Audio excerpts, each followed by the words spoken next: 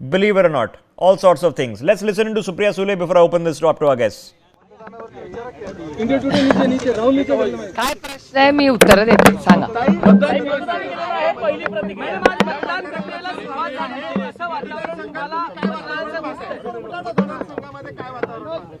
हा मेरे मोबाइल आ रहा है भाई. की आईडी दिख रही है. नीचे करो हाथ थोड़ा यार. अब बस हो गया, चुप रहो ना यार.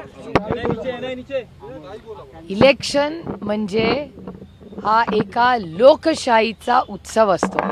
तो शांततेच्या मार्गाने पारदर्शकपणे व्हावा असा सगळ्यांचाच प्रयत्न असतो.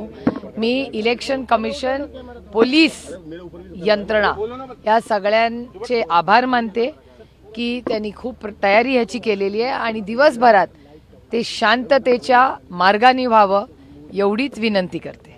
आणि प्रत्येक मतदाराला विनंती करते की त्यांनी जरूर मतदान करावं.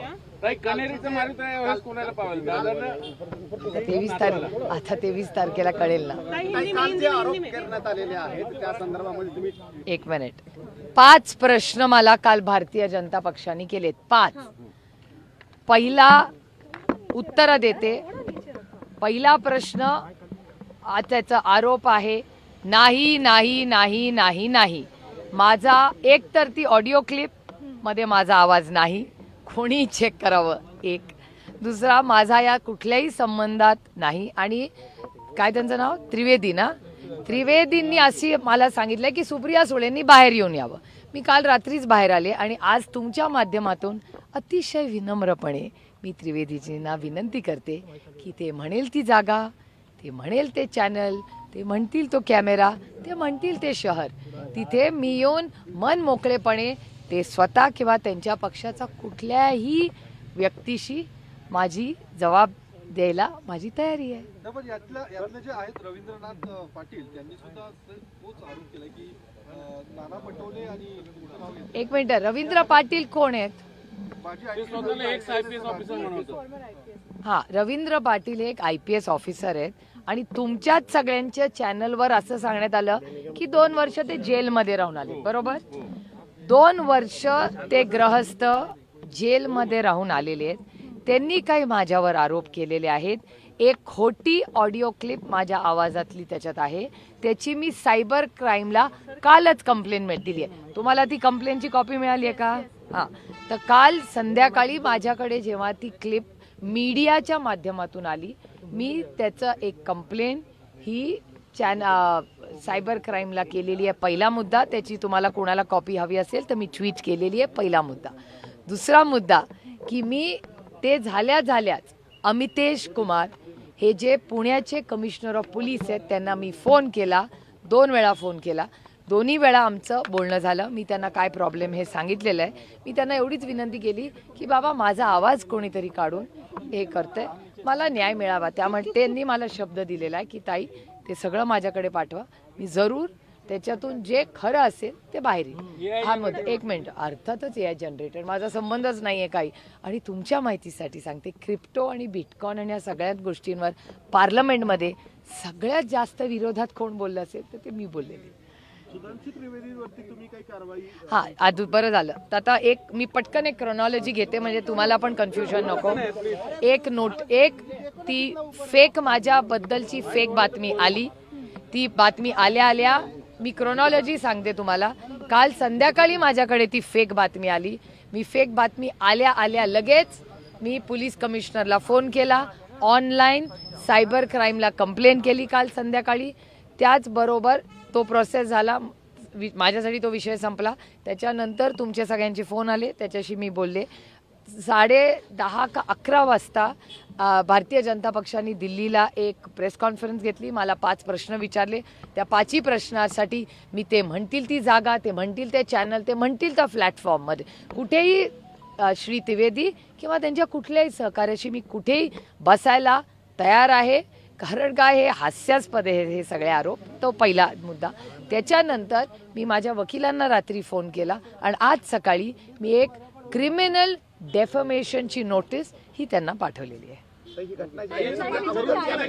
मतदानाच्या आदल्या दिवशी टायमिंग कसं काय? बघा, तुमच्या प्रश्नातच माझं उत्तर आहे. एक तर मी पुन्हा डिनाय करते की 5ही गोष्टी खोट्या आहेत. तो ना माझा आवाज आहे.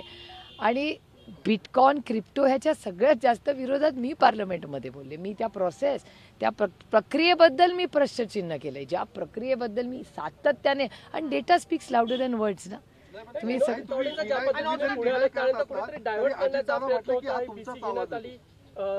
पवारांचे पण बरेचसे समोर अजित दादांनी आता बाईट दिला त्यामध्ये ते म्हटले की तुमचाच आवाज आहे. ते अजित पवार आहे, ते काहीही बोलू शकतात. रामकृष्णारी. याच्या पाठीमागे कोण असावं? आता हे भारतीय जनता पक्षाला तुम्हाला विचारला गेला. आरोप, खोटा आरोप भारतीय जनता पक्षाने केलाय. मी त्याची कंप्लेंट केलेली आणि पोलीस यंत्रणेला केली आहे. त्याच्यानंतर मी डेफमेशन केलेलं आहे. त्याच्यामुळे ते जनरेट कुठून झालं, कोणी तो क्रिएट केला, हा प्रश्न त्याला बघायला लागेल. म्हणजे तुम्ही पाहिलं का नाही मला माहिती नाही, पण 1 आठवड्यापूर्वी सुधा मूर्तींचं असं झालं होतं. सुधा मूर्तींचा एक व्हिडिओ ज्याच्यात लिप आणि आवाज ह्याच्यात करून की तुम्ही इन्व्हेस्टमेंट करा वगैरे अशा काही व्हिडिओ आला होता. त्याच्यात त्यांनी क्लॅरिफिकेशन देऊन सांगितलं हे फेक आहे. त्याच्यामुळे दुर्दैव आहे की तंत्रज्ञान जेव्हा येतं तेव्हा तंत्रज्ञानाचा गैरवापर करणारी काही लोक असतात. तर आता मी केस केलेली आहे. माझा महाराष्ट्राच्या पोलिसांवर पूर्ण विश्वास आहे. महाराष्ट्राचे पोलीस मला न्याय देतील. नाही व्हॉइस, आता आवाज तो कोणी जनरेट केलाय हे पोलिसांना शोधून काढावं लागेल ना. कारण का ना तो नाना पटोलेंचा आवाज आहे ना माझा आवाज आहे. त्याच्यामुळे अर्थातच कोणी हे जे AI जनरेटेड गोष्टी करतात, या AI जनरेटेड कुठून होत आहेत ह्याचा पोलिसांनी त्याचा शोध घ्यावा. एवढी त्याची कंप्लेंट मी ऑलरेडी केली. त्यावेळेस जे सगळं स्कॅम बाहेर आलं त्यावेळेस आपलं तत्कालीन पोलीस आयुक्त अमिताभ गुप्ता यांच्याशी काही बोलणं झालं होतं का? नाही. एक तर अमिताभ गुप्तांना मी अनेक वर्ष ओळखते. याचं कारण असं, अमिताभ गुप्तांची मुलं आणि माझी मुलं एकाच शाळेत गेलेली आहेत. असे अनेक पोलीस, कलेक्टर असे अनेक आहेत ज्यांना मी कामामुळे ओळखते. आणि हे तर महाराष्ट्राचं कल्चरच आहे की आम्ही नेहमी ज्या ज्या व्यक्तींवर आम्ही काम केलं, एक अमिताभ गुप्ता कशाला, किती नावं तुम्हाला घेऊन जाऊ, की किती पोलीस अधिकारी असतील, कलेक्टर असतील, सेक्रेटरीज असतील, जॉईंट सेक्रेटरीज असतील, तहसीलदार असेल, तलाठी असेल, या सगळ्यांना आम्ही ओळखतो. आम्ही पब्लिक लाईफमध्ये आहोत आणि कुठे ना कुठे सगळ्यांचा संबंध येतो. आणि अमिताभ गुप्ताची तर माझी मुलं एका शाळेत होती. आता म्हणजे आता काय देवेंद्र फडणवीसांची मुलगी आज त्याच शाळेत आहे जिथे माझी मुलं शिकतात. असं होत नाही, शाळेत ओळखी होतात. आणि अर्थातच Okay, you've been listening into an unusually verbose Supriya Sule, not often given to speaking for so long outside a polling booth, but she was being questioned there about this audio clip that is surfaced regarding some Bitcoin, and she basically said that, listen, if Sudha Murthy's voice can be AI generated, so can mine. I filed a complaint. I've opposed crypto in parliament. What are you talking about? What nonsense is all of this? She, of course, is not a candidate. She's already won from the constituency of Baramati by more than 2 lakh votes, where she beat Ajit Pawar's wife, Sunitra Pawar, just 3-4 months ago to hang on to this seat. But this time Ajit Pawar is contesting himself. Let's open up this conversation. Joining us now on the broadcast.